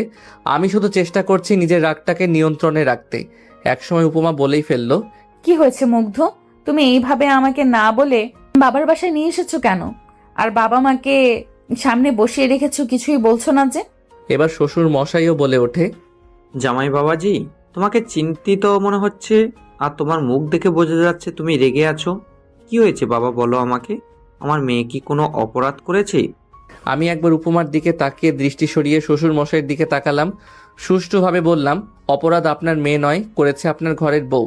আমার মুখে এই ধরনের বাক্য শুনে সবাই কিঞ্চিত অবাক হয়েছে বটে। শ্বশুর মশাই হয়তো ভাবতে শুরু করেছে ছেলেটার বিয়ে হতে না হতে বেয়াদবি শুরু করেছে। উপমা আমার হাত টেনে বলল, এইসব কি যাতা বলছো মুগ্ধ? উনি আমার মা হয়, আর সম্পর্কে তোমার শাশুড়ি হয়, আর শাশুড়ির সঙ্গে এভাবে কেউ কথা বলে? উপমার দিকে তাকিয়ে একটা মুচকি হাসি উপহার দিলাম। মেয়েটা বড্ড অভিনয় করতে জানে। আর কত অভিনয় করবে ভালো থাকার, নিজেকে খুশি রাখার, আর কত মিথ্যা হাসি দেবে এই মুখ দিয়ে। এবার উপমার মুখটা মলিন হয়ে গেল। শ্বশুর মশাই আমার কথার আগাগোড়া কিছুই বুঝতে না পেরে জিজ্ঞেস করলো, তুমি কি বলছো? আমি তো কিছুই বুঝতে পারছি না বাবা। এবার শ্বশুরের দিকে এগিয়ে গেলাম। মেয়েকে জন্ম দিয়ে নিজের দায়িত্বটা গুটিয়ে নিয়েছেন। দিন শেষে যখন বাড়ি ফিরতেন তখন কি একবারের জন্যও মেয়েটার ঘরে গিয়ে জিজ্ঞেস করছেন, মা আজ তোর দিনটা কেমন কাটলো, ঠিক মতো খাবার খেয়েছিস তো? জিজ্ঞেস করেছিলেন কখনো? আমার সম্মানিত শ্বশুর মাথাটা নিচু করে নিলেন। আমি আবারও বলতে শুরু করি, উপমার জন্মের সময় নাকি ওর মা মারা যায়। তারপর উপমার দেখাশোনার জন্য দ্বিতীয় বিয়ে করেন। সকালে কাজে যান নিশ্চিন্ত হয়ে, এই ভেবে যে আপনার বউ উপমার দেখাশোনা করবে। দেখাশোনা করেছে ঠিকই, আর সেটা এমনভাবে দেখেছে যে মেয়েটা মানসিকভাবে পাগল হয়ে যায়। যতই বড় হতে থাকে তাকে ততই কষ্ট দেয়। যখন সে নিজের মানসিক শান্তির খোঁজে বাইরে যায় তখন শুনতে হয় সে নাকি বাইরে ফষ্টি নষ্টি করে বেড়ায়। এরপরও আপনার মেয়ে তার বিরুদ্ধে আপনাকে কিছু বলেনি। কেন জানেন? কারণ সে আপনার মতো নির্বোধ নয়। জন্ম দিলেই দায়িত্ব শেষ হয়ে যায় না, বাচ্চাদের ভালোবাসতে হয়, না হলে তারা বকে যায়। কিন্তু উপমা নিজেকে সঠিক রাস্তায় ঠিকই রেখেছে। আপনারা তো পিতামাতা নামের কলঙ্ক। কথাগুলো শুনে শ্বশুরের চোখ দিয়ে দুফোঁটা পানি গড়িয়ে পড়ল, আর আগুন ঝরা দৃষ্টি নিয়ে তাকিয়ে আছে তার বউয়ের দিকে। মিসেস হাসান একটু চুপসে গেছে। শ্বশুর মশাই মিসেস হাসানের কাছে গেলেন। মুগ্ধ যেগুলো বলেছে সেগুলো কি সত্যি? হাসান চুপ করে রইলেন। কি হলো, চুপ করে আছো কেন? এখন চিৎকার করে লাভ নেই, এখনো তো আসল কথা বলিই নাই। এবার সবাই আরো ভ্রু কুচকে তাকালো আমার দিকে। উপমা আমায় প্রশ্ন করলো, আসল কথা মানে? তুমি ক্লিয়ার করে বলো তো বাবা। শ্বশুরের কথায় তার সামনে গেলাম। আমাদের বাসরাতে আপনার মেয়ের ইচ্ছে ছিল তাকে নিয়ে বাইরে হাঁটতে, গিয়েও ছিলাম। আর সেখানেই উপমাকে মারার চেষ্টা করে গাড়ি চাপা দিয়ে, সেটার কেউ নয়, করেছে আপনার স্ত্রী। শুধুমাত্র আপনি আপনার সম্পত্তি আপনার মেয়ের নামে দিয়েছেন বলে। আমার কথা শুনে সবাই অবাকের চরম পর্যায়ে পৌঁছে যায়। সঙ্গে সঙ্গে মিস্টার হাসান মিসেস হাসানকে সর্বশক্তি দিয়ে একটা থাপ্পড় মারে। টাল সামলাতে না পেরে মেঝেতে পড়ে গেলেন। উপমা দৌড়ে গিয়ে মিসেস হাসানকে তুললেন। বাবা, এটা কি করছো তুমি? এটা অনেক আগেই করা উচিত ছিল আমার। টাকার লোভ মানুষকে এতটা নিচে নামাতে পারে, আমার ভাবতেই ঘৃণা হচ্ছে। মিসেস হাসানের প্রতি এই ব্যবহারে আমার এতটুকু খারাপ লাগছে না। আমি আরও তার সামনে গিয়ে বললাম, আপনার ভাগ্য ভালো যে উপমার কোনো ক্ষতি হয়নি, তাই শুধুমাত্র শাশুড়ি বলে ছেড়ে দিলাম। আর যদি উপমার শরীরে এতটুকু আঁচড় লাগতো না, তাহলে ভুলে যেতাম আমি আইনের লোক, নিজ হাতে আপনাকে মেরে ফেলতাম। আর পরবর্তী সময়ে যদি এই ভুল করার চেষ্টাও করেন, তাহলে আমার থেকে নিকৃষ্ট আর কেউ হবে না। আমার এই ভয়ঙ্কর রূপ দেখে মিসেস হাসান এবং উপমা দুজনেই ভয় পেল। প্লিজ তুমি শান্ত হও, দেখো আমার তো কিছুই হয়নি।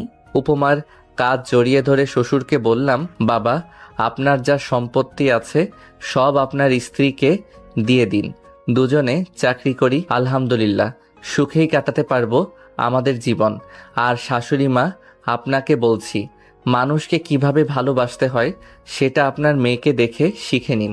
আপনি তাকে এত কষ্ট দেওয়ার পরেও সে আপনাকে শ্রদ্ধা করতে ভুলেনি, নীরবে ভালোবেসে গেছে। যখন চলে আসতে যাব তখনই উপমা আমাকে টেনে ধরে। পিছনে তাকিয়ে দেখি শাশুড়ি মা উপমার পা জড়িয়ে ধরেছে আর হাউমাউ করে কাঁদতে শুরু করেছে। মা, তুই আমাকে ক্ষমা করে দে, বিশ্বাস কর আমি টাকার লোভে অন্ধ হয়ে গিয়েছিলাম। তুই আমাকে ক্ষমা না করলে তোর বাবা আমাকে বাড়ি থেকে বের করে দেবে। তার চোখ দিয়ে অনর্গল পানি গড়িয়েই চলেছে। উপমা জানে এখন তার প্রতি সহানুভূতি দেখালে আমি রেগে যাব, তাই সে আমার দিকে তাকালো মায়া ভরা দৃষ্টি নিয়ে। আমিও ইশারায় বললাম, তাকে সামলে নাও। উপমা আমার অনুমতি পেয়ে মিসেস হাসানকে তুলে বুকে জড়িয়ে নিল। মানুষ ভুল করতেই পারে, সেটা হোক বড় বা ছোট ভুল। প্রতিশোধ না নিয়ে ক্ষমা করে দিন, দেখবেন আপনার প্রতিপক্ষ নিজেই লজ্জিত হয়ে যাবে। আপনি যদি তার সাথে লড়াই না করেন তাহলে সে জিতবে কিভাবে? আর যদি লড়াই না হয় তাহলে সে একা একা কিভাবে লড়াই করবে? সে যদি চেয়েও লড়াই করতে না পারে তাহলে সে নিজেই লজ্জিত হয়ে যাবে। হার মেনে নিতে বাধ্য সে। সেখান থেকে বেরিয়ে বাড়ি আসছিলাম, মাঝ রাস্তায় একটা অ্যাক্সিডেন্ট হয়। ভিড় ঠেলে গিয়ে দেখলাম আর কেউ নয়, দুর্ঘটনা হয়েছে আমার ভাইয়ের সাথে। রক্তাক্ত অবস্থায় পড়ে রয়েছে রাস্তায়, অথচ আশেপাশের লোকজন তামাশা দেখতে ব্যস্ত। কেউ কেউ করছে ভিডিও, আবার কেউ গেছে লাইভে। ভাই, আমাদের সমাজটা এমনই, তাদেরকে আপনার বিপদে পাশে পাবেন না, পাবেন সুখের সময়। ভাইয়া আমাকে দেখে হাত দিয়ে ইশারা করলো, হয়তো ডাকছে। আমি সব রাগ অভিমান ঝেড়ে ফেলে দৌড়ে গেলাম ভাইয়ের কাছে। তার মাথাটা আমার কোলে তুলে নিলাম। ভাইয়া আমার হাত দুটো মুঠো করে নিয়ে ভাঙা কণ্ঠে অনেক কথা বলল। ভাইয়ার কথা শুনে আমার কলিজাটা ফেটে যাচ্ছে। পৃথিবীটা শুধু ঘুরছে। শিখা আমার জন্য নিজের জীবনটা এভাবে শেষ করে দিল, আর আমি স্বার্থপরের মতো তাকে একলা ফেলে চলে এসেছিলাম। ভাইয়ার মৃতদেহটা আমার কোলে। তার মৃত্যুর আগে আমাকে কিছু কথা বলে গিয়েছে, যেগুলো শুনে আমার শরীরের প্রতিটি পশম দাঁড়িয়ে গেছে। তার কথাগুলো ছিল, ভাই, আমাকে তুই ক্ষমা করে দিস। তোর উপর অনেক অন্যায় করেছি আমি, জানি আল্লাহ আমাকে ক্ষমা করবে না। তুই দয়া করে আমাকে ক্ষমা করে দিস। আমি তোকে মায়ের ভালোবাসা থেকে বঞ্চিত করেছি, তোর জীবনটাও শেষ করে দিয়েছি আমি। এই অপরাধের ক্ষমা হবে কি না জানি না। শিখা তোর সাথে কখনো অভিনয় করেনি, আমি তাকে অভিনয় করতে বাধ্য করেছি। মেয়েটা তোকে সত্যি ভালোবাসে রে ভাই।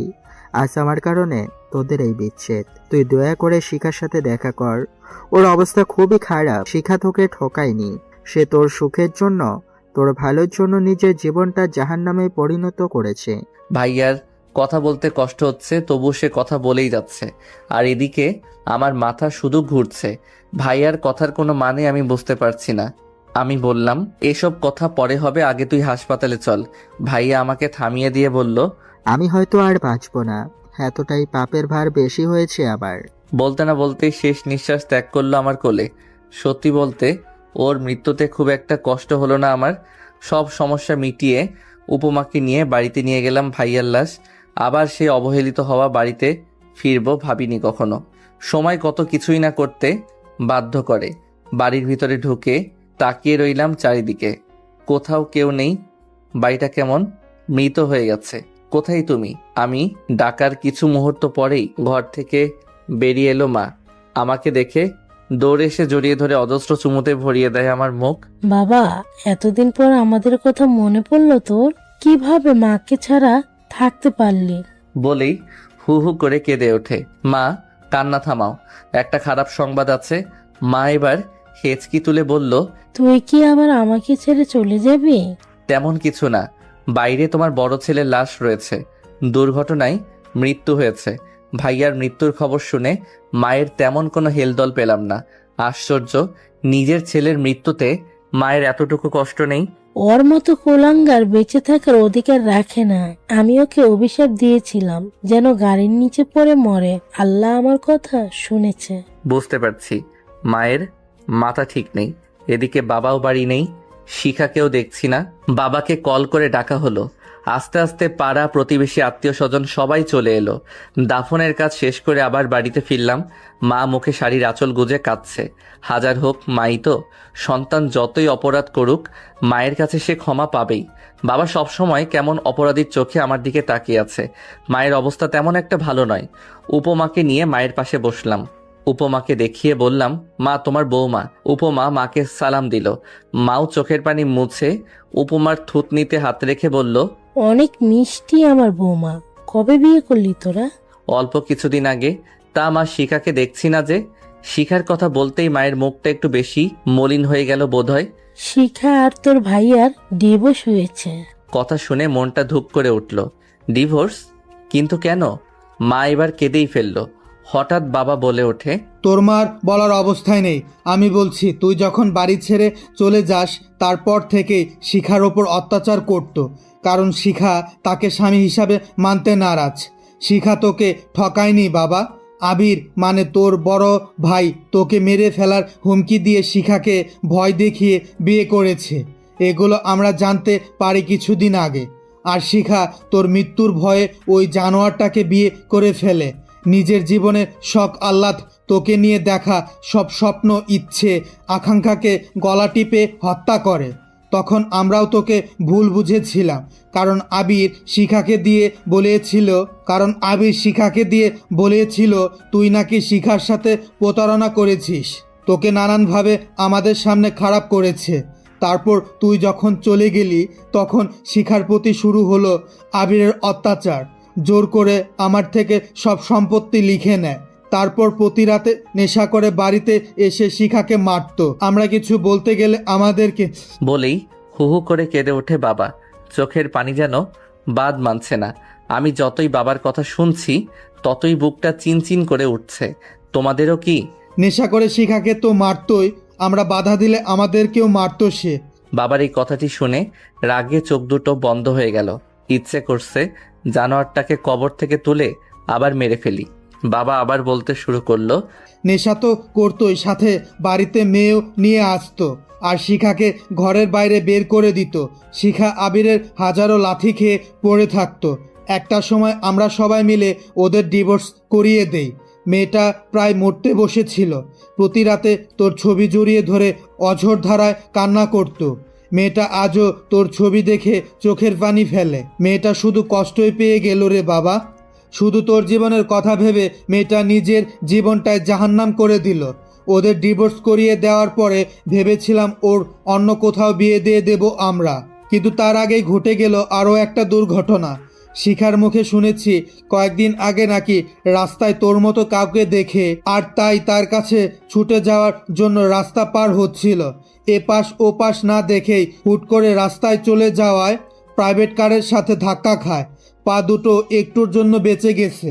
বাবার কথাগুলো শুনে আমার মাথায় বাজ পড়ার মতো অবস্থা। হঠাৎ খেয়াল করলাম গাল দুটো ভিজে গেছে। আজ চোখ দুটো বেইমানি করছে নিজের সাথে। যাকে ভুল বুঝে দূরে চলে গেলাম সেই কিনা আমার জন্য এত কিছু।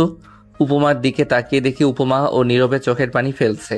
একটা মানুষ কতটা ভালোবাসলে তার ভালোবাসার মানুষের জন্য নিজের জীবনটা এভাবে বিষিয়ে তুলতে পারে। আমি আর সেখানে না থেকে নিজের সেই অযত্নে রেখে যাওয়া ঘরে গেলাম। ঘরটা এখনো ঠিক আগের মতোই রয়েছে। দেয়ালে চারিদিকে আমার আর শিখার ছবি টাঙানো। শিখার সাথে কাটানো সব মুহূর্তগুলো এই চার দেয়ালে টাঙানো রয়েছে। ভেবেছিলাম ছবিগুলো হয়তো থাকবে না। এখন আর বুঝতে বাকি নেই, যেদিন এই বাড়ি ছেড়ে চলে গিয়েছিলাম সেদিন কেন শিখা চোখের পানি ফেলেছিল নিঃশব্দে। হয়তো সে চেয়েছিল আমি তাকে যেন একা করে চলে না যাই। আমি হয়তো তাকে ভালোবাসতেই পারিনি। তা না হলে তার চোখের ভাষা বুঝতে পারিনি কিভাবে আমি এতটাই স্বার্থপর হয়েছিলাম সেদিন। একটু পর উপমা আমার পাশে এসে বসে। সেও অবাক হয়ে তাকিয়ে রয়েছে দেয়ালের দিকে। আমার কাঁধে হাত রেখে বলে, এইভাবে ভেঙে পড়ছো কেন? সময় আর পরিস্থিতি যতই খারাপ হোক না কেন, নিজের অবস্থানটাকে ঠিক রেখে পরিস্থিতির মোকাবেলা করতে হবে। উপমার দিকে করুণ দৃষ্টিতে তাকিয়ে বললাম, কি ভেবেছিলাম আর কি হয়ে গেছে। আমি শিখাকে আদৌ বুঝতেই পারিনি। প্রত্যেকের জীবনের একটা গল্প আছে। অতীতে ফিরে গিয়ে গল্পের শুরুটা কখনো পরিবর্তন করা সম্ভব নয়, কিন্তু কঠোর পরিশ্রমের মাধ্যমে গল্পের শেষটা চাইলেই নতুন করে সাজিয়ে তুলতে পারো। উপমার এইরূপ কথার কোনো মানে বুঝলাম না। আমি আহাম্মকের মতো প্রশ্ন করলাম, কি বলছো আর না বলছো মাথা ঠিক আছে তোমার? ভেবে কথা বলছো তো? আমি কোনো কথা না ভেবে বলি না। কোনো কিছু যদি সত্যিই তোমার কাছে গুরুত্বপূর্ণ হয় তবে তুমিই তা করবে। কোনো বাধাই তোমাকে থামাতে পারবে না। কিছু কিছু সময় আসে যখন আমরা বিশ্বাস ও অবিশ্বাসের সীমারেখায় অবস্থান করি। তখন আমরা একই সঙ্গে দেখতে পাই ও পাই না, বুঝতে পারি ও পারি না, অনুভব করতে পারি ও পারি না। সে বড় রহস্যময় সময়। নিজের ভুলের জন্য যেটা হয় সেটাকে সংশোধন করে নিতে হয়। চলো আমরা শিখা আপুর কাছে যাই। আমি উপমাকে যত দেখি ততই অবাক হই। মেয়েটা এমন কেন? জীবনে এরকম দোটানায় পড়বো সেটা চিন্তারও অধিক বাহিরে। মুহূর্তে আমরা দাঁড়িয়ে আছি শিখার ঘরের সামনে। পাশে রয়েছে শিখার মা। ভিতরে যাওয়ার জন্য মনটা ছটফট করলেও পা দুটো এগোতে চাইছে না। কোন মুখে তার সামনে দাঁড়াবো আমি? স্বার্থপরের মতো তাকে একলা ফেলে পালিয়ে গিয়েছিলাম। অবশেষে উপমা আমাকে ধরে নিয়ে গেল ঘরের ভিতরে। এত বছর পর শিখাকে দেখে মনটা কেমন উত্তেজিত হয়ে ওঠে। শিখা সিলিং ফ্যানের দিকে এক পলকে তাকিয়ে রয়েছে, আর চোখ দিয়ে অনবরত পানি পড়ছে নিঃশব্দে। আমরা ঘরে প্রবেশ করেছি, এখনো টের পাইনি সে। শিখার দুটো পায়ে ব্যান্ডেজ পেঁচিয়ে রেখেছে। শিখার মা শিখার পাশে গিয়ে তার মাথায় হাত বুলিয়ে বলল, দেখ মা শিখা, তোর সাথে কারা দেখা করতে এসেছে। এবার শিখা চোখের পলক ফেলে ঘাড় ঘুরিয়ে আমার দিকে তাকালো। আমাকে দেখেই শিখা ফোপাতে শুরু করে, কিন্তু চোখে পানি নেই। একটু পর চোখ দিয়ে আবার পানি পড়তে শুরু করে। শুনেছি কথাও বলতে পারে না ঠিক মতো। শিখা তার একটা হাত আমার দিকে বাড়িয়ে ইশারায় ডাকে। শিখার চোখের পানিগুলো আমার একদম ভেঙে দিচ্ছিল। এ কোন দোটানায় পড়লাম আমি? নিয়তি নয় এত নিঠুর। শিখা তখনই যদি বলতো সবকিছু, তাহলে হয়তো কিছু করতে পারতাম না। তবে তাকে নিয়ে চুপিসারে পালাতে তো পারতাম, দুজনের জীবন বাঁচাতে। আজ ওর বোকামির কারণে মানুষ বিপদে পড়লে আপনা আপনি নির্বোধের মতো কাজ করে বসে। আফসোস করেই বা কি হবে? এখন আফসোস করলে খামোখা ভবিষ্যৎটাকে অন্ধকারে ঠেলে দেওয়ার মতো বোকামি করা হবে। কারো জীবনকে একেবারে বিষিয়ে দিতে আফসোস শব্দটাই যথেষ্ট। আফসোস যারা করে তারা কখনো জীবনের স্বাদ পায় না। তারা ভাবে, ইস, জিনিসটা কেন যে ছেড়ে আসলাম, যদি চাইতাম তাহলে পাইতাম। এই ভেবেই সেখানে নিজেকে গুটিয়ে নেয়, কিন্তু চিন্তা করে না যে আমি যেটা পারিনি সেটাকে আবার অর্জন করতে চেষ্টা করব। আমি শিখার এমন নীরব আর্তনাদ দেখে উপমার দিকে তাকালাম। উপমা মিষ্টি একটা হাসি দিয়ে বলল, যাও, যাকে কাঁদিয়েছো তার চোখের পানি মুছে দাও। আমিও আস্তে আস্তে এগিয়ে গেলাম, শিখার পাশে বসে তার চোখের পানি মুছে দিলাম। আজ কতদিন পর শিখাকে স্পর্শ করলাম। শিখা আমার গালে হাত বুলিয়ে ভাঙা কণ্ঠে বলল, কেমন আছো গুড্ডু? আজও তার মুখে তার দেওয়া নামটা শুনতে পাবো ভাবতে পারিনি। আমি ভালো আছি, তুমি কেমন আছো? শিখা ও উপমার মতোই মিষ্টি হাসি দিয়ে বলল, ভালো আছি। আশ্চর্য হতে বাধ্য হই আমি। শিখার কথায় এতটুকু ও অভিমানের ছাপ নেই, অথচ আমি তাকে ফেলে গিয়েছিলাম। সত্যিকারের ভালোবাসা বুঝি এমনই হয়, পাই বা না পাই সে সুখী হোক। এবার উপমা এসে শিখাকে ধরে বসিয়ে দিল। শিখা কৌতূহলী দৃষ্টিতে উপমাকে দেখছে, জিজ্ঞেস করেই বসলো, তুমি কে? আমি উপমার দিকে তাকালাম, আর উপমাও। ও উপমা আমার বউ। শিখা মুখে হাসি রেখা রেখেই বলল, বাহ, কি মিষ্টি একটা মেয়েকে বিয়ে করেছো। কথাটি বলেই উপমার মাথায় এবং মুখে হাত বুলিয়ে দিল। শিখা আবারও বলে ওঠে, শোনো বোন, মুগ্ধর মতো সুন্দর মনের মানুষ খুব কম পাবে। ও যাকে ভালোবাসে তাকে একেবারে মনের গভীর থেকে ভালোবাসে। আমার মতো ওকে কখনো কষ্ট দিও না। এতক্ষণ শিখার কথায় অভিমানকে খুঁজে না পেলেও এখন স্পষ্ট বোঝা যাচ্ছে আমার বিয়ের কথা শুনে সে একটু হলেও অভিমান করেছে। মানুষ অনেক কিছু সইতে পারলেও ভালোবাসার মানুষের পাশে কাউকে খুব সহজে সইতে পারে না। উপমা শিখাকে উদ্দেশ্য করে বলে, আপু তুমি একটু বসো, আমরা আসছি। উপমা আমাকে এবং আন্টিকে ঘরের বাইরে নিয়ে এলো। ড্রয়িং রুমে এসে দাঁড়ালো। উপমার এরূপ কাজের কোনো মানেই বুঝলাম না। কি হলো? উপমা এভাবে এখানে নিয়ে এলে কেন? বলছি। আচ্ছা আন্টি, আপনি বলেন তো, শিখা আপুর জন্য ছেলে দেখেছেন? আন্টি উপমার কথায় একটা দীর্ঘশ্বাস ছাড়লো। এসেছিল দুটো সম্বন্ধ, কিন্তু ভাঙা পা দেখে মুখ ফিরিয়ে নিয়েছে। আর তাছাড়া আমিও চাই না আর কোথাও বিয়ে দিতে। এমনিতে মেয়েটা আমার মৃত্যুর সঙ্গে লড়াই করছে প্রতিনিয়ত, তার উপর যদি ওকে আবার বিয়ে দিই সেখানে যে ওকে কষ্ট দেবে না তার কোনো নিশ্চয়তা নেই মা। আন্টি, আমি একটা সিদ্ধান্ত নিয়েছি, যদি আপনার আপত্তি না থাকে তাহলে বলতে পারি। হ্যাঁ বলো। আমি আসলে চাচ্ছি আমি আর শিখা আপু একসঙ্গে থাকতে। উপমার কথা শুনে আন্টি এবং আমি দুজনেই অবাক হই। একসঙ্গে থাকতে মানে হচ্ছে মুগ্ধ শিখা আপুকে বিয়ে করবে। উপমার কথা শুনে আমার মাথা ভন ভন করে ঘুরতে শুরু করে। উপমাকে আমার দিকে ঘুরিয়ে নিয়ে বললাম, উপমা, তোমার মাথা ঠিক আছে? এসব কি আবল তাবল বকছো? শিখাকে বিয়ে করলে তুমি কোথায় যাবে? তোমার মাথায় কি সমস্যা আছে? আমি কখন বললাম কোথাও যাব? বলেছি একসঙ্গে থাকবো।